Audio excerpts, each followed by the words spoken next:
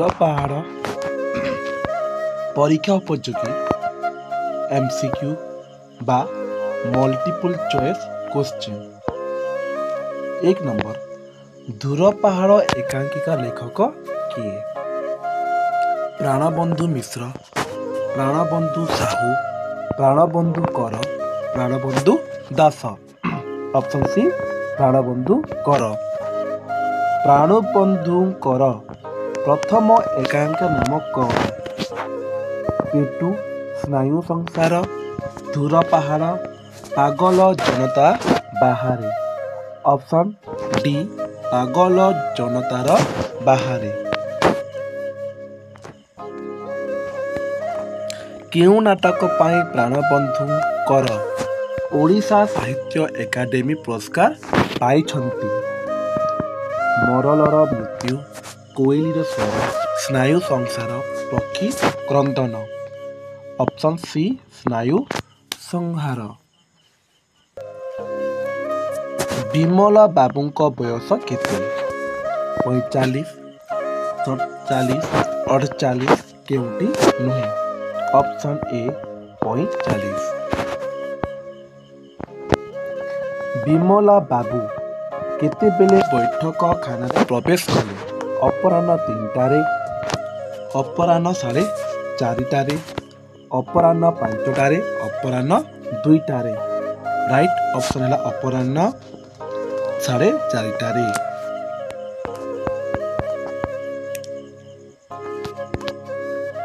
ରୀନା ବୋଉ କ'ଣ ହାତରେ ଧରି ପ୍ରବେଶ କଲେ? ଗରା, ପାନଡାଳ, ପହଁରା, ଝାଡ଼ୁ। ଅପସନ୍ ସି ପହଁରା। ରୀନା ବୋଉ କ'ଣ କରୁଥିଲେ? ହାତ ଧୋଉଥିଲେ, ନଲା ଧୋଉଥିଲେ, ପାଟି ଧୋଉଥିଲେ, ଶାଢ଼ୀ ଧୋଉଥିଲେ। ଅପସନ୍ ନଲା ଧୋଉଥିଲେ। Option B. ଢିଙ୍କି ସ୍ୱର୍ଗକୁ ଗଲେ ବି ଧାନ କୁଟେ, ଏହା କିଏ କହିଛି? ବିମଳା ବାବୁ, ହରେନ୍ଦ୍ର, ପଦୀ, ରୀନା ବୋଉ। ରାଇଟ୍ ଅପସନ୍ ଏ ବିମଳା ବାବୁ। ବିମଳା ବାବୁ କେଉଁ ଚାକିରି କରିଥିଲେ? BDO, assistant secretary, secretary, under secretary. Right option B assistant secretary. Bimala ବାବୁ କେତେ ବର୍ଷ କିରାଣୀରେ କଟାଇଥିଲେ? 10, 15, 20, 25। Right option C 20। କାଣି ବିରାଡ଼ିର କୁଚି, ଅସରପା ଉପରେ ରାଗ, ଏହା କିଏ କହିଛି? ବିମଳା ବାବୁ, ରୀନା ବୋଉ, Bina, Harendra. Right option C Bina କହିଛନ୍ତି। ହରେନ୍ଦ୍ର କେଉଁଠିକି ADM ହୋଇ ଆସିଥିଲେ? Puri, Baleswar, Cuttack, Sambalpur. Right option B Cuttack.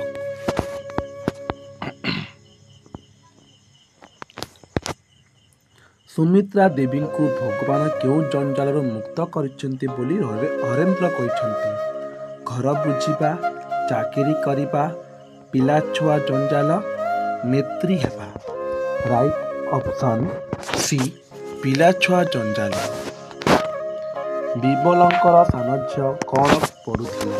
BA, IA, MA, ଡାକ୍ତରୀ।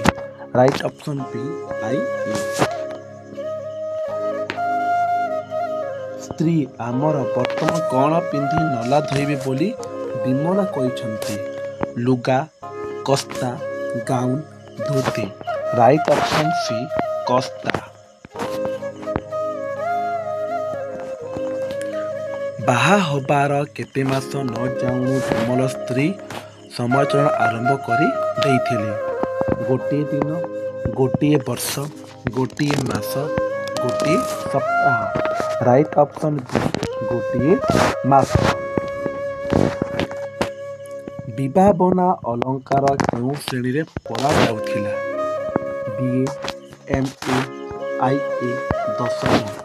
Right option C IA। ହାଲିଆ ହୋଇ ଅଫିସରୁ ଫେରିଲେ ବିମଳ ବାବୁ କ'ଣ ଚାହୁଁଥିଲେ?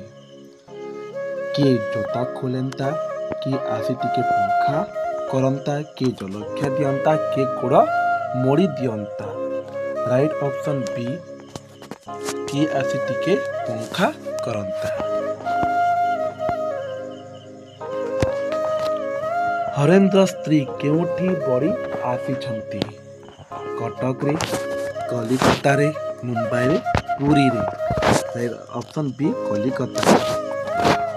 ନର୍ଥ ବ୍ରିଟିଶ କମ୍ପାନୀର ଓଡ଼ିଶା ଶାଖାର ଜେନେରାଲ ମ୍ୟାନେଜର କିଏ ଥିଲେ? Rajiv, Bimal, Harendra, Bina. Right option A, Rajiv. Bimal ବାବୁଙ୍କ ବୟସ କେତେ? 45, 47, 47, 48। ରାଇଟ୍ ଅପସନ୍ ବି, 46। ବୀଣା ଦେବୀଙ୍କ ବୟସ କେତେ? 25, 35, 36, 37। Right option C, 36। କାହା ନାଁରେ କଲେ କମ୍ ପ୍ରିମିୟମ୍ ପଡ଼ିବ ବୋଲି ରାଜୀବ କହିଲେ? ପୁରୁଷ, ସ୍ତ୍ରୀ, ବିମଲ, ହରେନ୍ଦ୍ର। ରାଇଟ୍ ଅପସନ୍ ବି, ସ୍ତ୍ରୀ ନାମରେ।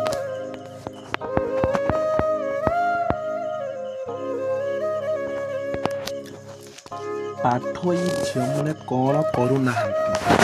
ନିଜର ସେବା, ପରିବାର ସେବା, ସ୍ୱାମୀ ସେବା, ଘରର ସେବା। ଅପସନ୍ ସି, ସ୍ୱାମୀ ସେବା। ପାଠୋଇ ଝିଅ କେଉଁ ଫିଲ୍ମ ଦେଖି ଅତି ମାତ୍ରାରେ ଭାବପ୍ରବଣ ହୋଇ ପଡ଼ୁଛନ୍ତି? ବଙ୍ଗଳା, ହିନ୍ଦୀ, ଓଡ଼ିଆ, ତେଲୁଗୁ। ହିନ୍ଦୀ ଭାଷାକୁ ଅତି ପ୍ରିୟ କରୁଛନ୍ତି। ଆପଣଙ୍କ ମିଜାଜ ଥଣ୍ଡା ଥିଲା ବେଳେ ଆସିବ, ଏହା କିଏ କହିଛନ୍ତି? Harendra, Rajib, Bimal, Gopal. Right option C, Rajiv.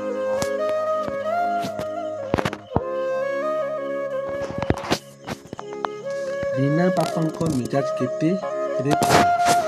ପଞ୍ଚମ, ଅଷ୍ଟମ, ସପ୍ତମ, ନବମ। ରାଇଟ୍, ଠିକ୍ ଅପସନ୍ ଅଛି, ସପ୍ତମରେ ଥିଲା।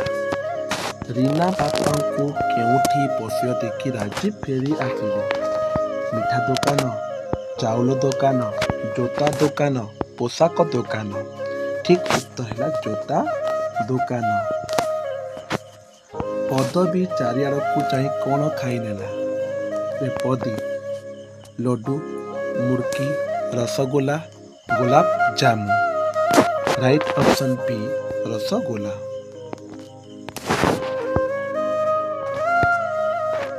ବାସି ପାଇଟି କିଏ କରୁଛନ୍ତି? ଗୁରିଆ, ପଦୀ, ମା, ରୀନା। ରାଇଟ୍ ଅପସନ୍ ସି, ମା।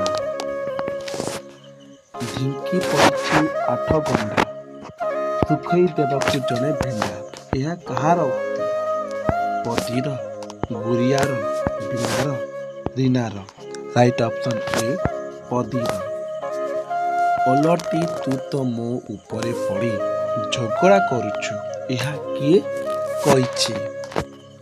Padi, Guria, Bina, Bimal. Right option B, Guria. ସେଇଟା ସଙ୍ଗେ ଏତେ ରଜ ଘଷ କିଆଲୋ, ଏଠାରେ ସେଇଟା କିଏ? ବିମଲ, ହରେନ୍ଦ୍ର, ରାଜୀବ, ଗୁରିଆ। ଠିକ୍ ଅପସନ୍ ଡି, ଗୁରିଆ। ଏସବୁ ଚାକର ବାକରଙ୍କ କାମ, ଏହା କାହାର ଉକ୍ତି? ହରେନ୍ଦ୍ର, ରୀନା, ବିମଲ, ରାଜୀବ। ଠିକ୍ ଅପସନ୍ ସି, ରୀନା।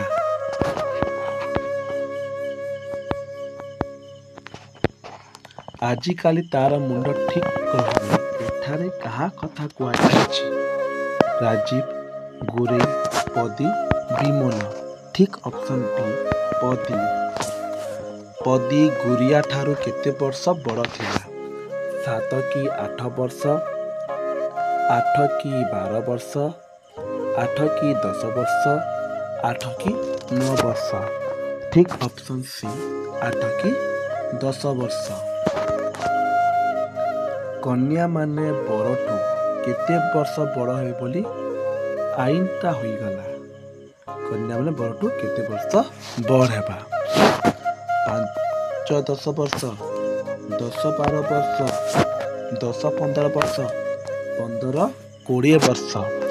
ଠିକ୍ ଅପସନ୍ ବି 10-12 ବର୍ଷ ବଢ଼ା।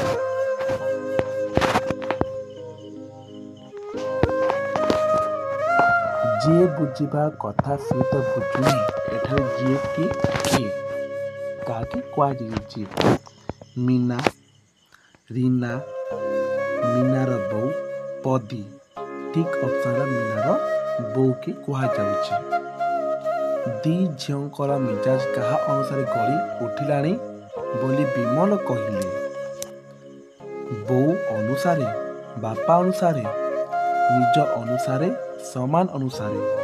ଠିକ୍ ଅପସନ୍ ହେଲା ଏ ବୋଉ ଅନୁସାରେ। ଜୋତା ମୋଜା କିଏ ଖୋଲନ୍ତୁ ବୋଲି ବିମଲ ଚାହୁଁଥିଲେ? ରୀନା, ବୀଣା, ନିଜେ, ମୀନା। ଠିକ୍ ଅପସନ୍ ବୀଣା। ମୁଁ ଘରେ ଜଳ ସ୍ପର୍ଶ କରିବିନି ଏହା କିଏ କହିଛି? ରାଜୀବ, ଗୁରିଆ, ହରେନ୍ଦ୍ର, ବିମଲ। ଠିକ୍ ଅପସନ୍ ହେଲା ବିମଲ। କିଏ ଭଲ ନାଚୁଛି ବୋଲି ବିମଲ ବାବୁ ଖୁସିରେ ପାଗଳ ହେଉଥିଲେ? ରୀନା, ମୀନା, ପଦୀ, ଗୁରିଆ। ଠିକ୍ ଅପସନ୍ ମୀନା। ବିମଲ ବାବୁଙ୍କର କ'ଣ ହୋଇଛି ବୋଲି ରୀନାର ସନ୍ଦେହ ହେଲା? Low blood pressure, diabetes, high blood pressure, heart attack. Option C high blood pressure. Sumitra Devi କାହା ଖୋଜାରେ ବାହାରିଥିଲେ? ସ୍ୱାମୀ ମିଷ୍ଟର ସାହୁ, ମି ଦାସ, ମିଷ୍ଟର ମିଶ୍ର। ଠିକ୍ option C mister Das. Sumitra Devi କ'ଣ ଛାଡ଼ି ଦେଇ ଯାଇଥିଲେ? ମୁଦି, ଫୋନ୍, ଭ୍ୟାନିଟି ପେନ୍। ଠିକ୍ ଅପସନ୍ ସି ଭ୍ୟାନିଟି।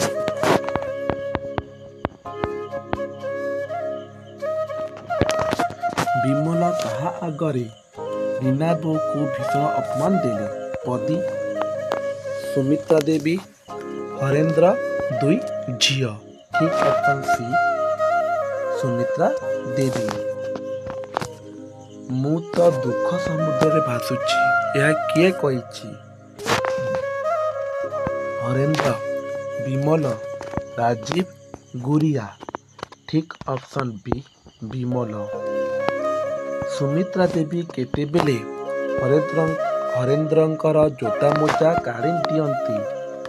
ଘରୁ ବାହାରିଲା ବେଳେ, ଅଫିସ୍ ଗଲାବେଳେ, କ୍ଲବ୍ ଗଲାବେଳେ, ବାହାରକୁ ବାହାରିଲା ବେଳେ। ଠିକ୍ ଅପସନ୍ ସି କ୍ଲବ୍କୁ ଗଲାବେଳେ। ଯେଉଁ ମଣିଷର ଯେଉଁ ପ୍ରକୃତି ତା କ'ଣ ସହଜରେ ଯିବ ଏହା କିଏ କହିଛି? ବିମଲ, ହରେନ୍ଦ୍ର, ପଦୀ, ରୀନା। ଠିକ୍ ଅପସନ୍ ହେଲା ବି ହରେନ୍ଦ୍ର କହିଛି।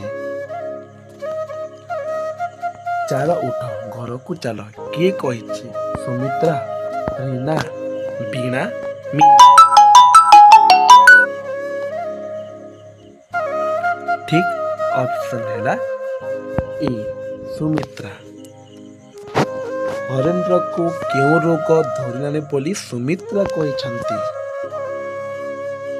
ଗୁମା ରୋଗ, ବୁଲା ରୋଗ, ଭୁଲା ରୋଗ, ଡରକୁଲା ରୋଗ। ଠିକ୍ ଅପସନ୍ ବି ବୁଲା ରୋଗ।